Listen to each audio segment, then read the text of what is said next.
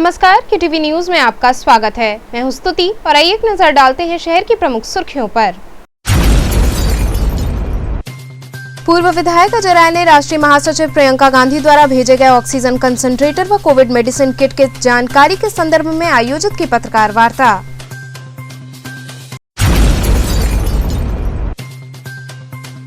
DM के आदेशानुसार 45 वर्ष के ऊपर के व्यापारी टीके की पहली डोज लिए बिना नहीं खोल सकेंगे अपनी दुकानें।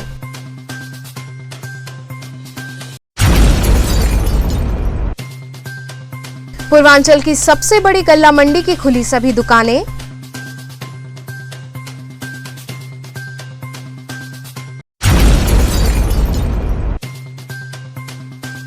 और स्मार्ट सिटी के तहत शहर में चल रहे कार्य का कमिश्नर ने किया निरीक्षण।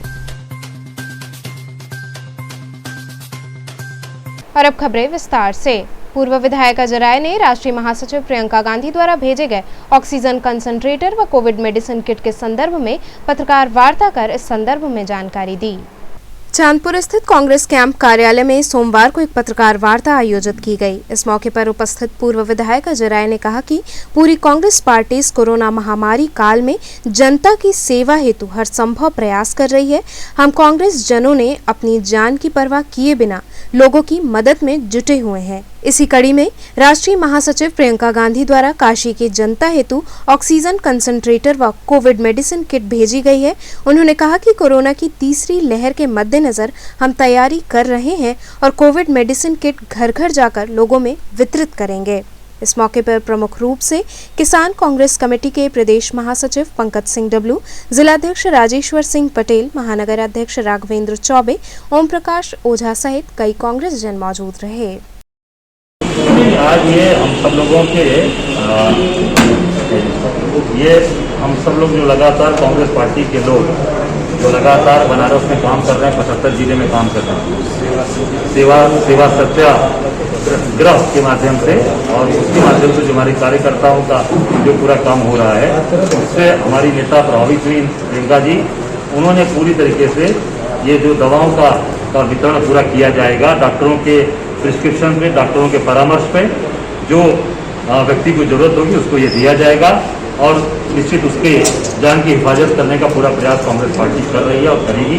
ऑक्सीजन कंसंट्रेटर भी है यहाँ पर, वो भी पूरी तरीके से जिसको जरूरत है उसको दिया जाएगा। जो हमारा एक नंबर जारी किया है पार्टी ने, उस पर जो भी अगर संदेश दिया जाएगा सबको हम लोग उनको ये उपस्थित कराएंगे।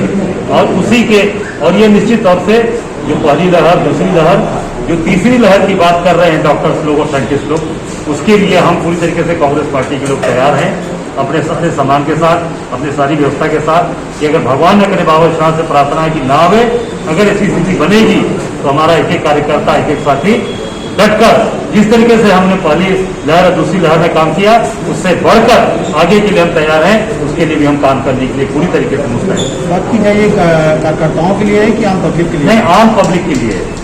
कार्यकर्ता हमारे लिए हैं, कार्यकर्ता की जरूरत होगी तो कार्यकर्ता को भी देंगे, आपको जरूरत होगी आपको भी देंगे, मीडिया के लोगों को भी देंगे, और आम पब्लिक जो जिसके पास चीजें नहीं पहुंच पाती हैं, जैसे भाजपा के लोग हैं वो केवल आम नहीं जाती है, कार्यकर्ताओं के पास चली जाती है, हम आम आदमी को देंगे। कार्यकर्ता के माध्यम से हम आम आदमी तक पहुंचेंगे, कार्यकर्ताओं के लिए भी है। जो नहर बन रही है गंगा जी, आपने आज चैलेंज दिया मोदी जी को, उस पर क्या करेंगे आप?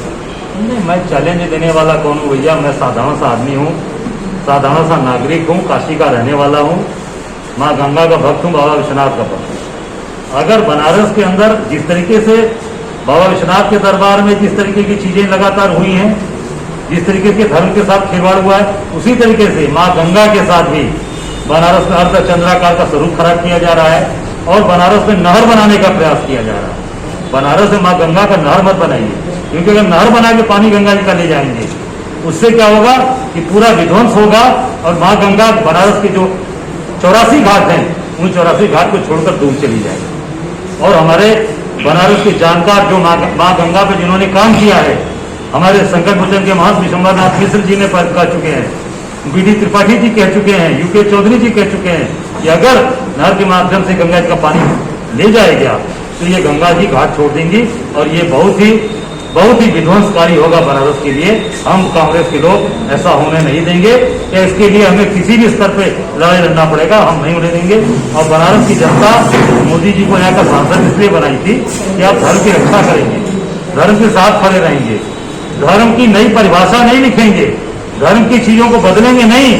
आप धर्म की चीजों को बदल रहे हैं जो आदि अनादिकाल से चली आ रही है। माँ गंगा अर्धचंद्राकार के रूप में, उत्तर वाहिनी के रूप में अब सारी चीजों को बदलने का प्रयास कर रहे हैं। ये बनारस प्रयोग स्थल नहीं है, ये धार्मिक स्थल है, ये कर्म का के स्थान है, ये धर्म के स्थान है, अध्यात्म की नगरी है काशी महादेव की नगरी। यहाँ पर जिस तरीके से चीजें चल रही है उस तरीके से काम करिए, बदलने का प्रयास करेंगे तो बनारस की जनता निश्चित आने वाले समय आपको बदल देगी।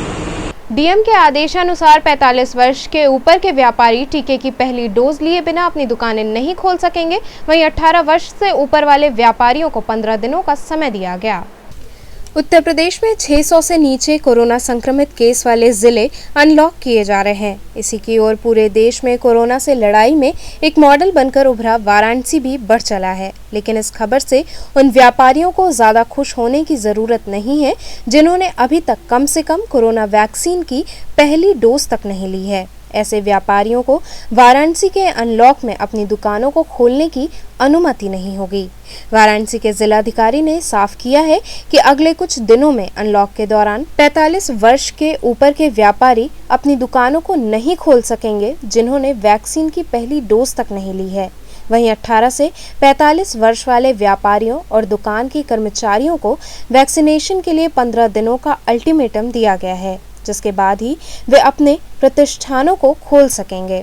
वहीं 15 दिनों में वैक्सीनेशन का अल्टीमेटम ऑटो रिक्शा और अन्य चालकों को भी दिया गया है।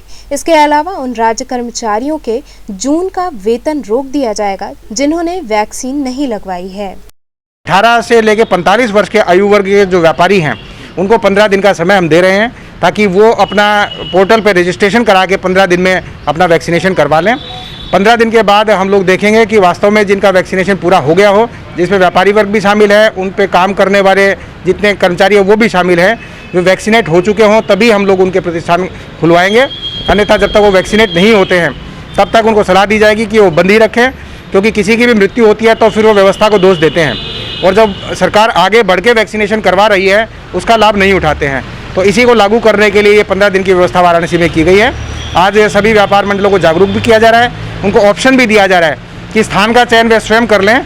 बाकायदा स्वास्थ्य विभाग की टीम जाके उनके चयन किए हुए स्थान पर जाके वैक्सीनेशन करवा देगी। जो भी इसके लिए करना चाहें वो तत्काल स्वास्थ्य विभाग से संपर्क कर लें। अगले दिन से ही वहीं वर्क साइट पे ही उनका वैक्सीनेशन प्रारंभ करवा दिया जाएगा। तो इतनी सुविधा सब व्यापारियों को दी जा रही है, सबको समझाया जा रहा है और मुझे उम्मीद है कि सारे लोग इस मुहिम में साथ देंगे और वाराणसी को एक सेफ जगह बनवाएंगे। जो वैक्सीनेट हो जाएंगे 45 वर्ष से ऊपर के वर्ग के व्यापारी वर्ग, उन्हीं की ही दुकानें खोलने की अनुमति दी जाएंगी, क्योंकि अभी 3-4 दिन इस कार्य में बाकी है। इसलिए एडवांस में ही ये चीज़ बता दी गई है सब लोगों को। बाकायदा जाएं, सभी वैक्सीनेशन सेंटर्स पे जाके अपना वैक्सीनेशन करवाएं। विशेष कैंप की आवश्यकता हो तो हमें बताएं ताकि हम आने वाले 1-2 दिन में उनका कैंप आयोजित करवा दें। ये जो वैक्सीनेशन की गति को देने के लिए आगे जो स्ट्रेटजी तय हुई थी उसी के अंतर्गत व्यापारी वर्ग के अलावा बाकी वर्गों के लिए भी पूरी स्ट्रेटजी तय हुई है। जो हमारा हाई रिस्क ग्रुप है, जिसके लास्ट ईयर हमने एडवांस में टेस्ट भी करवाए थे, इस वर्ष भी हमने RT-PCR और एंटीजन टेस्ट उन लोगों के करवाए हैं। उनमें अधिकतर वे लोग हैं जिसमें ड्राइवर्स हैं, ऑटो ड्राइवर्स हैं, ई-रिक्शा के ड्राइवर्स हैं, रोडवेज बसेस के ड्राइवर्स हैं, इसी के साथ सरकारी कर्मचारी हैं। इन सबको भी 15 दिन का समय दिया गया है और सरकारी विभागों को तो जून की सैलरी तभी जारी करने के लिए कहा गया है जब कम से कम 1 डोज कर्मचारी को लग चुकी हो। ये भी देखा गया है कि किसी की डेथ होने पर सभी कर्मचारी संगठन हैं वो रोष जाहिर करते हैं और जब प्रिवेंटिव एक्शन लेने का समय आता है तो उस समय अपनी जिम्मेदारी पूरी तरह निभाते नहीं हैं। तो सभी कर्मचारी संगठनों के जो विभाग हैं उनको भी बुला के बताया गया कि 1-2 दिन में इनकी बैठकें तय करा दें। वर्क साइट पे ही वैक्सीनेशन किया जा रहा है। विकास भवन में, कलेक्ट्रेट में, विद्युत विभाग में या अन्य विभागों में सभी जगह वैक्सीनेशन हो रहा है। स्टेट गवर्नमेंट के ऑफिसेज हैं जितने, उनको कंपलसरी जून में वैक्सीनेट कराने के लिए कहा गया है। सेंट्रल गवर्नमेंट को भी ये सलाह दी गई है कि जैसे रेलवे है, एयरपोर्ट है, पोस्ट ऑफिस है, इनकम टैक्स है, ये विभाग भी अपने वैक्सीनेशन जून में ही पूरे करा लें ताकि कर्मचारी फिर बाद में ये शिकायत ना कर सकें कि जब प्रिवेंशन का समय था उस समय उनको नेग्लेक्ट किया गया। अब जिम्मेदारी उन्हीं की बनती है। पूर्वांचल की सबसे बड़ी गल्ला मंडी की सभी दुकानें खुल गईं। पूर्वांचल की सबसे बड़ी गल्ला मंडी विशेषरगंज में आज डीएम के आदेश के बाद सभी दुकानें खुल गईं। दुकानें खुलने से व्यापारियों में खुशी है। वहीं व्यापारियों ने बताया कि जिलाधिकारी के आदेश पर जहां 7 बजे तक दुकानें खोली गईं, वहीं उन्होंने जिलाधिकारी द्वारा 15 दिन में वैक्सीनेशन कराने पर इस समय अवधि को बढ़ाए जाने की मांग की। वहीं दुकानों के खुलते ही जहां बाजार में भीड़ दिखी, तो वहीं कुछ व्यापारी ऐसे भी दिखे जो बिना मास्क लगाए दुकानें खोलकर बैठे हुए थे। आज सरकार और डीएम द्वारा लिया गया जो निर्णय है, इससे व्यापारियों में बड़ी काफ़ी उत्साहना है, क्योंकि आज बहुत दिनों बाद आज व्यापारियों को अपनी दुकान और प्रतिष्ठान खोलने का मौका मिला है। इसलिए जो है बहुत खुशी है कि कम से कम डीएम महोदय ने हम लोगों की बातों को सुना और पूरी मार्केट को खोलने का उन्होंने आज आदेश जारी कर दिया है। अब रहा वैक्सीन की बात है, वैक्सीन लगाना ज़रूरी है, लेकिन सरकार ऑनलाइन की सब बातें करती हैं, लेकिन ऑनलाइन कुछ नहीं हो पा रहा है, कोई रजिस्टर्ड नहीं हो पा रहा है। और व्यापारियों की समस्या है कि वैक्सीन कहाँ लगावें, उसकी प्रचार प्रसार की कमी है, कहाँ लगेगा। इस बात को सरकार को हाईलाइट करना चाहिए कि आज इस अस्पताल में, बनारस की इस अस्पताल में इस समय को लगेगा, ताकि सहूलियत मिल सके। और या तो जैसे पोलियो का ड्राप सबको पिलाया गया था, सरकार सक्षम है, वो चाहे तो हर दुकान जाकर ये वैक्सीनेशन का जो है ये कार्यक्रम आयोजन कर सकता है, ताकि हर घर में पहुंच सकती है, हर घर में मतलब कि वैक्सीन सभी को लग सकता है। अब है क्या कि पूरी जानकारी सभी को हो नहीं पा रही है, कब कहाँ लगेगा, कैसे लगेगा, रजिस्ट्रेशन नहीं हो पा रहा है। रजिस्ट्रेशन किसी का हो रहा है तो वो कहीं पिंडरा दिखा रहा है, तो कहीं बाबतपुर दिखा रहा है, कहीं कछवा दिखा रहा है, इतनी दूर उसकी मतलब की बातें हो रही हैं। इसलिए जो है लोग अभी समझ नहीं पा रहे हैं वैक्सीन के महत्व को। लेकिन हम अपने व्यापार मंडल के माध्यम से, अपने पोर्टल के माध्यम से अपने व्यापारियों से सभी जानकारी उपलब्ध करा रहे हैं जो सरकार द्वारा निर्देशित हम लोग को मिला है। अभी उसमें हमारी सरकार से यही मांग है कि जैसे पोलियो का ड्राप सभी घर घर जाकर पिलाया गया था, यह वैक्सीन का भी उसी तरह उपयोग कर सरकार सभी दुकानें जाकर कर सकती हैं, क्योंकि हम लोग व्यापारी हैं, हम लोग के पास समय उस तरह ही बहुत ज़्यादा हम लोग पीछे हो चुके हैं, समय नहीं है। अब सरकार इतनी दिन बाद इतना समय हम लोग को दिया है, तो कम से कम अब उस समय का हम लोग सदुपयोग करते हुए अपनी दुकान को अपने खोलें, अपने व्यापार को लाइन पल्ले में। तो हमारी सरकार से यही गुजारिश है कि यह जैसे पोलियो पिलाया गया था, उसी तरह हर दुकान जाकर इसको किया जाए। प्रति की जिलाधिकारी जी का निर्देश है कि अब तो व्यापार आप लोगों का खुल गया, सबसे पहले इस पर क्या कहना चाहेंगे साहब? देखिए, व्यापार तो खुल गया है, मगर अभी जो डीएम साहब उसमें बहुत खुश होने की जरूरत नहीं है, क्योंकि व्यापार में व्यापारियों की कमर पूरी तरह टूट चुकी है। तो खुल गया है तो ये एक कोई समझ लीजिए कि मरहम का काम है चोट में, अभी इलाज पूरी तरह नहीं हो पाया है। और अभी व्यापारी खोल रहे हैं, जनता की तरफ से किसी का पैसा कौड़ी है नहीं, और लोग खाली अभी कोरम पूरा हो रहा है, लोग खोल के बैठ रहे हैं, पूजा पाठ कर रहे हैं, किसी का ग्राहक फिराक नहीं है। आप लोग भी देख रहे हैं मार्केट में चल रहा है काम खाली। ये डीएम साहब ने बहुत अच्छा किया है कि एक वैक्सीन के लिए कड़ाई की ज़रूरत है कि लोग सबको वैक्सीनेशन करवाएं। और हमारा भी व्यापार मंडल से भी लोगों को एक हम लोग भी आह्वान करते हैं और लोगों से कहते हैं कि आप सभी व्यापारी अपने कर्मचारियों को, अपने स्टाफ को और सारे लोग अपने खुद परिवार को लगवाएं वैक्सीन। और जो टाइम बाउंडेशन कर रहे हैं, इसमें फिर ये ज़बरदस्ती का पैनिक ना करें लोगों को कि हम टाइम बाउंडेशन कर दिया, अब जाके आप भीड़ लगाइए वैक्सीन सेंटर पे और यहाँ पे करिए, इससे और उहापोह की स्थिति बनेगी। ठीक है, आपने वैक्सीन लगाने के लिए लोगों को बोला है, लोग लगवा रहे, जागरूकता भी है, आप उसका एक सिस्टम बनवा दीजिए, मगर किसी को दंड प्रक्रिया मत दिखाइए इसमें कि मैं आपको दंड लगेगा, आपको पेनल्टी भरनी पड़ेगी। एक टाइम थोड़ा और उसको बढ़ा दीजिए, 15-20 दिन जो आपने किया है उसको 1.5-2 महीना और बढ़ा दीजिए। लोग धीरे धीरे, क्योंकि काफ़ी संख्या है, 25 लाख की जनसंख्या, 30 लाख की जनसंख्या बनारस की भी है, तो धीरे धीरे लोग लगवा पाएँ उसको धीरे धीरे। स्मार्ट सिटी के तहत शहर में चल रहे कार्य का कमिश्नर ने निरीक्षण किया। प्रधानमंत्री नरेंद्र मोदी के संसदीय क्षेत्र वाराणसी में स्मार्ट सिटी के तहत चल रहे कार्य का कमिश्नर दीपक अग्रवाल ने निरीक्षण किया। कमिश्नर दीपक अग्रवाल नगर आयुक्त गौरांग राठी जंगमबाड़ी वार्ड पहुंचे, जहां उन्होंने वार्ड में चल रहे कार्य व नई योजना को लेकर जानकारी हासिल की। इस दौरान जंगमबाड़ी वार्ड के पार्षद गोपाल यादव, जलकल विभाग, बिजली विभाग, स्मार्ट सिटी के लोग मौजूद रहे। इंस्पेक्शन हो रहा है स्मार्ट सिटी के अंतर्गत। जो स्मार्ट वार्डों का और वार्डों का पुनरुद्धार का कार्यक्रम जो चलाया जा रहा है, उसका इंस्पेक्शन में आया हूँ।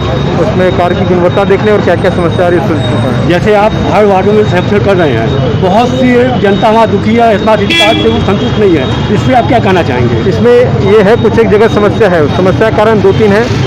एक तो जो जलकल की पुरानी पाइपलाइनें पड़ी हुई हैं, उसका निकास पहले से ही गड़बड़ था, मतलब उसका ढलान दूसरा तरह। अब जब नए बनाते समय जलकल से कोऑर्डिनेशन करके उसको सही ढंग से बनवाना, तो जो चेंज ओवर होगा, जो चेंज ओवर टाइम में थोड़ा जल जमाव की समस्या आएगी, उसके कारण लोगों में थोड़ा सा परेशानी है। लेकिन सबको समझा बुझा गया है जलकल से और प्रॉपर कोऑर्डिनेशन करा के। और दूसरी समस्या है कुछ जगह से खुदी हुई काफ़ी समय से खुदी हुई सड़क जो दोबारा नहीं बनी है, उसमें इन लोगों को बोला गया कोरोना के कारण कुछ काम प्रभावित हुआ।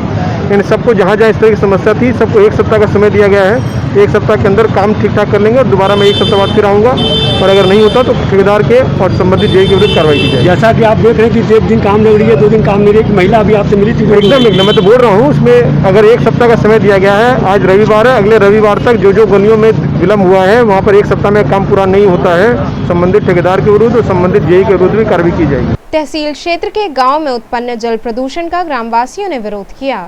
तहसील क्षेत्र के करखियाव गांव में यूपीएसआई डीसी में कंपनियां खुलने से जल प्रदूषण की समस्या उत्पन्न हो गई है, जिसको लेकर स्थानीय ग्रामीणों ने प्रदेश सरकार और प्रशासन के खिलाफ जमकर नारेबाजी की। लोगों की माने तो कंपनियां अपना सारा कचरा और दूषित पानी खुलेआम बहाती हैं। कंपनियों के बीच से ग्राम सभा का एक नाला जा रहा है, जिसमें कंपनियां दूषित पानी बहाती हैं, जो नंद नदी में आकर मिलता है, जिससे कई गांव के लोग सिंचाई और पशुओं को पानी पिलाने का काम करते हैं। लेकिन दूषित जल होने के कारण लोग पानी का उपयोग करना बंद कर चुके हैं। स्थानीय गांव में इस दूषित जल की वजह से पशु पक्षी मर रहे हैं तथा कई प्रकार के रोग भी उत्पन्न हो रहे हैं। नदी का पानी दूषित होने के कारण आसपास के गांव में मच्छर का प्रकोप भी बढ़ गया है। वहीं दुर्गंध के चलते यहां खड़ा होना भी दूभर हो गया है। लोगों का कहना है कि कई बार अधिकारियों से शिकायत की गई, लेकिन अब तक इस ओर कोई कार्रवाई नहीं हुई। हम आपको बताना चाहेंगे कि ये जो आप देख रहे हैं नंद नदी, कहने के तो ये नंद नदी है, लेकिन यह नाले में तब्दील होती हुई है नंद नदी का अस्तित्व, जबकि यह जौनपुर से होते हुए असबरनपुर गांव से निकली है और यहाँ से होते हुए बिंदा गांव को, चेहरा को, छिवलिया, गोवर्धनपुर और इसके बाद जो है कि फूलपुर, थरी जैसे गांवों को प्रभावित से होती हुई ये जा कर के बनारस गंगा जी में प्रवाहित होती है, वहाँ गिरती है। आज इसके कचरे को देख करके, इसकी गंदगी को देख करके तमाम आसपास के दर्जन भर गाँव में अस्थमा, टीबी, मलेरिया, आइस, खांसी, सर्दी, जुकाम जैसी तमाम बीमारियों को ये आमंत्रित दे रहा है। जबकि बार बार प्रशासन को सूचना दी गई है, लेटर पैड पे हमने दिया है, अपने लेटर पैड पे, भारतीय किसान यूनियन लोक शक्ति जिलाध्यक्ष के पैड पे डीएम महोदय को सूचना दी गई है, लेकिन इस पे कोई अभी तक कार्य नहीं किया गया, जिससे कि क्षेत्रवासियों में रोष है पूरी तरह से। अगर ऐसा होता रहा तो कारण, इसका सबसे बड़ा कारण ये कंपनियां हैं। यूपीएसआईडीसी एग्रो पार्क करखियाव की जो कंपनी है, सारा कचरा, उनका गंदा पानी इसी नाले से बहता हुआ जाता है। जो नाला कल किसानों को भराई के लिए काम आता था, आज वो नाला बीमारी के काम आ रहा है, बीमारी फैलाने के काम आ रहा है। शासन को ये बातें ध्यान में नहीं आती है। अगर सुनी नहीं गई ये बातें शासन के द्वारा, तो निश्चित तौर पर क्षेत्रवासियों के द्वारा यहाँ धरना प्रदर्शन किया जाएगा। कचहरी स्थित एसबीआई की मुख्य शाखा में कोविड टीकाकरण सेंटर की शुरुआत हुई। कचहरी स्थित एसबीआई के मुख्य कार्यालय में कोविड टीकाकरण की शुरुआत की गई। इस अवसर पर मुख्य अतिथि के रूप में उप महाप्रबंधक चंद्रभूषण कुमार सिंह उपस्थित हुए। उन्होंने बताया कि बैंक वैक्सीनेशन में आगे चल रहा है और हमारे सेंटर पर लगभग 92% लोगों ने वैक्सीनेशन करवा लिया है। उन्होंने कहा कि हमारा प्रयास है हमारे समस्त कर्मचारियों का वैक्सीनेशन हो और वहीं आमजन से हमारा सामंजस्य अच्छा बना रहे। हम बेहतर सर्विस देने को तत्पर हैं। आज वाराणसी अंचल का उप महाप्रबंधक का कार्यभार संभाल रहा हूं। इससे बड़ी खुशी क्या होगी कि आज कार्यभार संभालने के तत्काल टीकाकरण शिविर का आयोजन किया गया है। पूरे देश में सरकार, सारे लोग टीकाकरण के लिए प्रयासरत हैं और आज मुझे पहले ही दिन टीकाकरण शिविर का उद्घाटन का सौभाग्य प्राप्त हुआ है।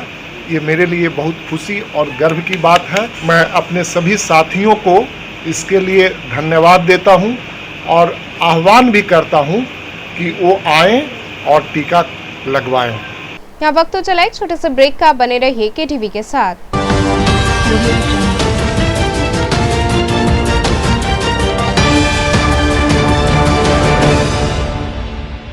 खबरों से जुड़े रहने के लिए हमारे चैनल KTV वाराणसी को सब्सक्राइब करें और लेटेस्ट अपडेट्स के लिए बेल आइकन को प्रेस करें।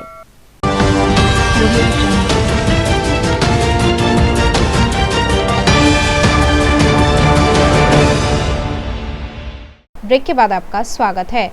शहर की सभी दुकानें खुलते ही सड़कों पर जाम की स्थिति उत्पन्न हो गई। वाराणसी में कोरोना के कहर की रफ्तार के कम होते ही इसे अनलॉक किया गया है और दुकानों को शाम 7 बजे तक खोलने की अनुमति दे दी गई है। वहीं दुकानें खुलते ही जहां सड़कों पर चहल पहल देखने को मिली, तो वहीं दूसरी ओर जाम की स्थिति भी उत्पन्न हो गई और ये जाम घंटों तक लगा रहा। वहीं इस बीच लोगों ने यातायात नियमों का उल्लंघन भी किया।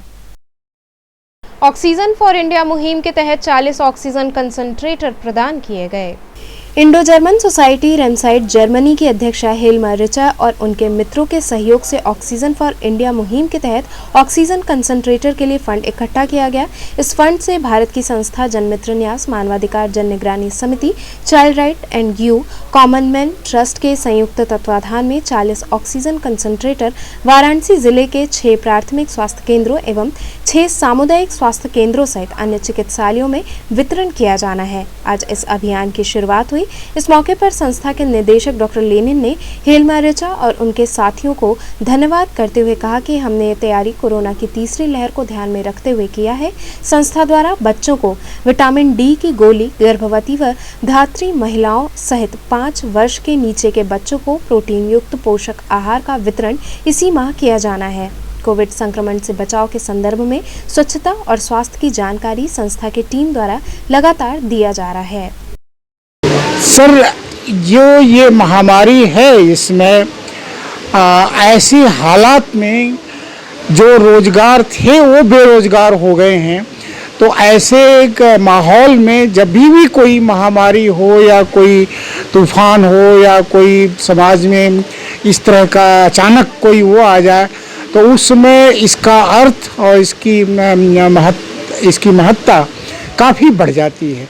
तो मैं तो ये कहूँगा कि जो इन्होंने बीड़ा उठाया है बेरोजगारी का, वो बहुत सही समय के लिए उठाया है।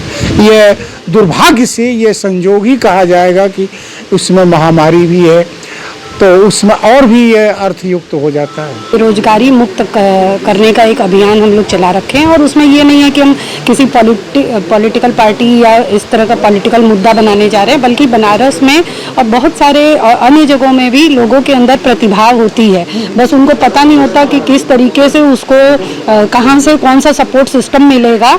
तो ऐसे प्रतिभाओं की पहचान करके उनको अपने ऑर्गेनाइजेशन के साथ जोड़ करके उनको सरकार से जो चलने वाली स्कीम है उनके साथ फैसिलिटेट करके एक नेटवर्किंग सिस्टम बना करके कि यदि सपोज करिए कोई खाना बनाने में है तो उसको जो होम डिलीवरी और इस तरह की सर्विसेज है, या बनारस की बहुत सारे आर्ट एंड क्राफ्ट है, तो उसको कैसे हम बाहर की दुनिया में भेज सकें, इस तरीके का एक मिशन बेरोजगारी मुक्त अभियान चला रहे हैं। और इसके साथ साथ आज 40 कॉन्सनट्रेटर भी हम लोग PSC और CSC जो गवर्नमेंट इंस्टीट्यूशन है उनको डिलीवर करने वाले हैं। आज हरौआ और चिरईगांव के PSC प्रभारी उसको रिसीव करने भी आ रहे हैं। इसके पहले उनके पास कंसंट्रेटर नहीं है, बाकी जगह पे तो है, पर इन दोनों ने बताया कि नहीं है, तो हम लोग जल्दी से जल्दी उनको अवेलेबल करा रहे हैं। स्वर्गीय शीलवंती Devi championship trophy ruling cricket प्रतियोगिता का आयोजन हुआ।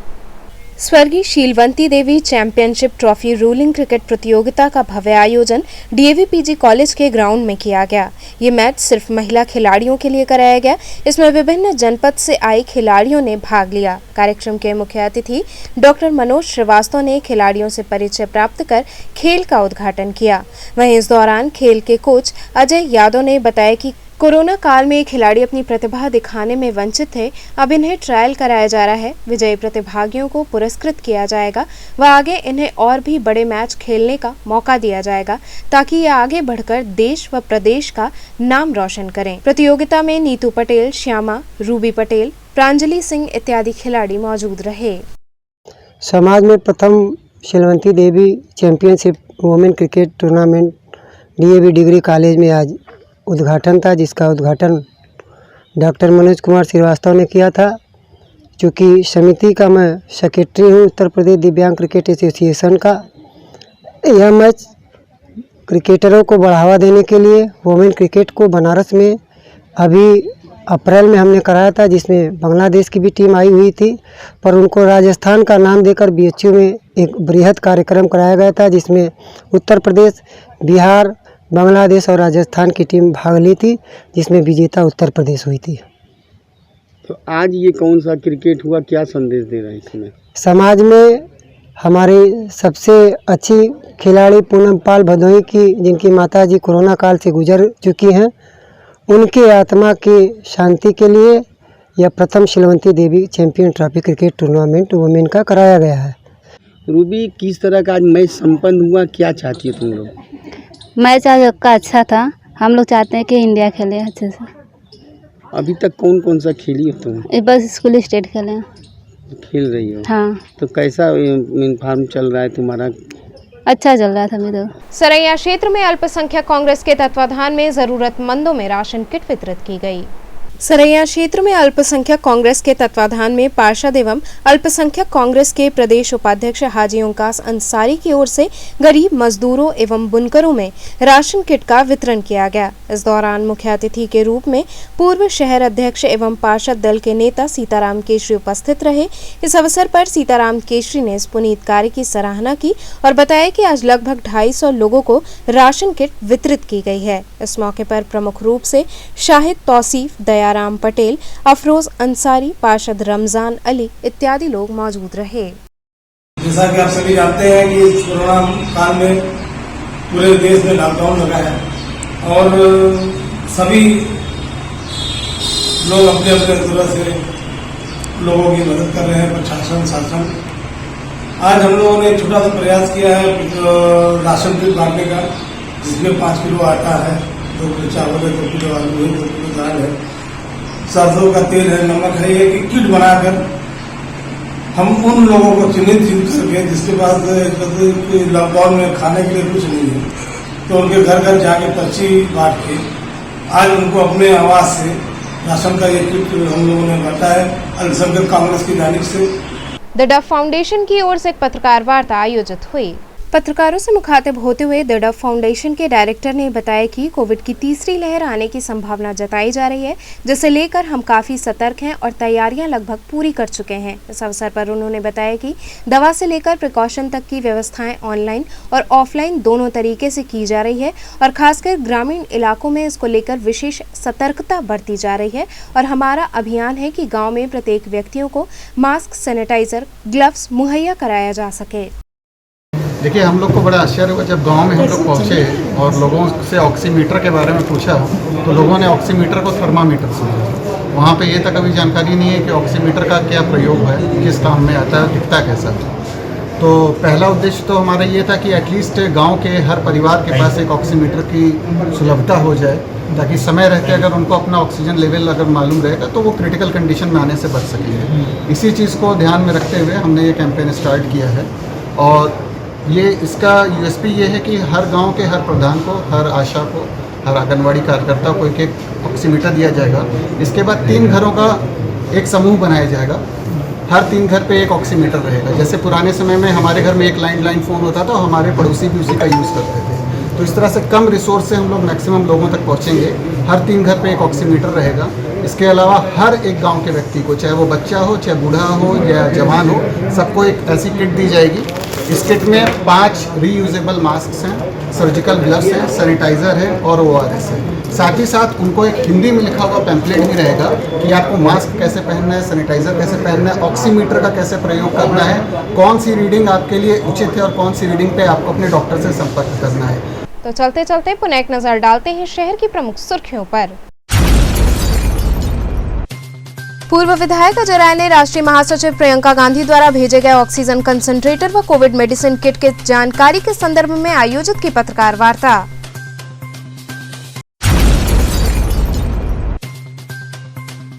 डीएम के आदेशानुसार 45 वर्ष के ऊपर के व्यापारी टीके की पहली डोज लिए बिना नहीं खोल सकेंगे अपनी दुकानें।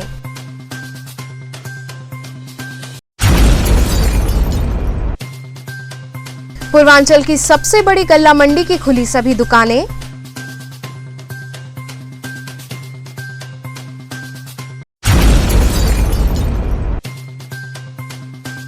और स्मार्ट सिटी के तहत शहर में चल रहे कार्य का कमिश्नर ने किया निरीक्षण। तो ये थे आज के समाचार। कल फिर होगी मुलाकात, तब तक के लिए नमस्कार।